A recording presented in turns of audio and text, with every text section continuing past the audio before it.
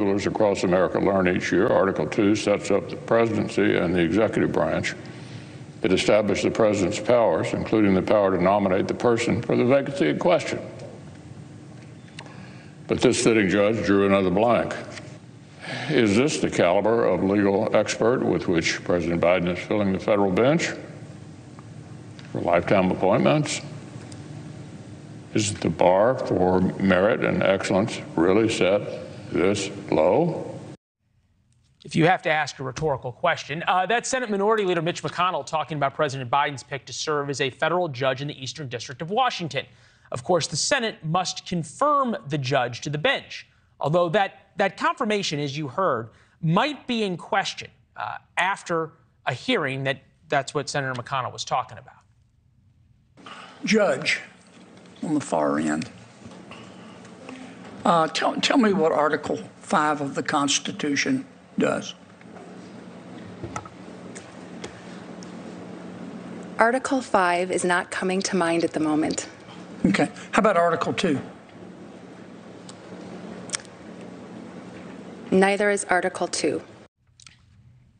Ian Samuels here, former Supreme Court clerk. If you had been in your interview, okay, with the late great Justice Samuel Alito, and he asked you about Article 2 or Article 5, and you had that answer, would you have gotten the job? Suffice to say, the answer is no. I mean, one of the things that Justice Scalia asked me when I interviewed with him was to tell him a recent decision that he'd made that I disagreed with, so we could argue about it, right? And so I don't think that not knowing about, I mean, you can kind of understand Article 5. That's by the way, in case you're curious, that's the one about constitutional amendments. It's kind of, it's not like invoked all the time, but Article 2. Oh, that's a bad one. That's the president one, right? That's like in the big three. And so, that's bad preparation. I mean, maybe just like flip through the Constitution like one time before your hearing. I mean, what else are you preparing for? I don't know. It's hard to watch. Is this sort of a tacit admission, right, that the judges and especially the federal judiciary is now essentially an extension of politics by other means, to borrow some of Clausewitz's thoughts? Wow, Clausewitz, nice.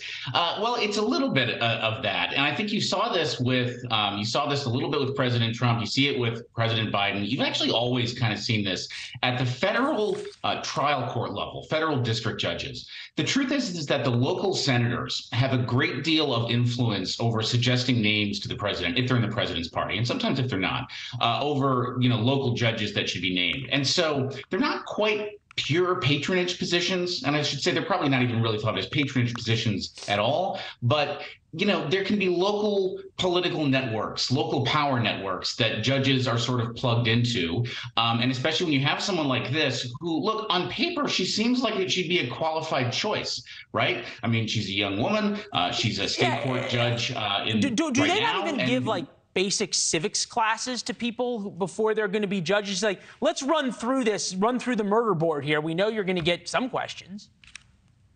Well, I was actually curious. I looked up where she went to law school. She went to Gonzaga, which is, that's a real law school. I'm sure she took a class in constitutional law. And what seems to be the case is that her day-to-day practice just doesn't touch on this kind of stuff. You saw the same thing with Harriet Miers. Remember that when George W. Bush nominated Harriet Miers to the Supreme Court, and she was like mixing up Earl Warren and Warren Burger, and it was this whole comedy of errors. And that was worse because it was a Supreme Court seat. But I think the sort of upshot is this person is just not engaged in this stuff day-to-day. She's engaged in, normal state court stuff, divorce hearings, little commercial litigation, stuff like that. But you're going to be a federal district court judge. This is going to be, part of your docket now, potentially a very significant part.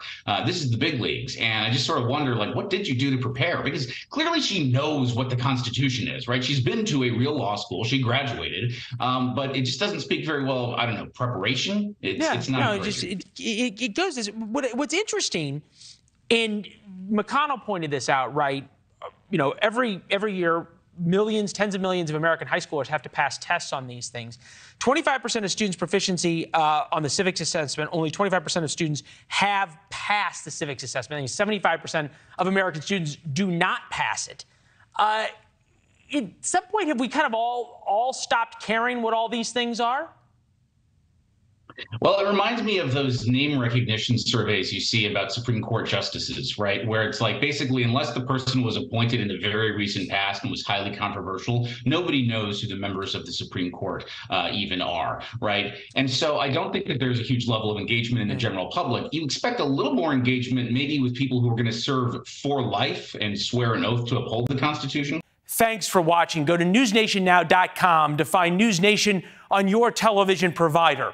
And don't forget to subscribe. Click the red button to get more of NewsNation's fact-driven, unbiased coverage.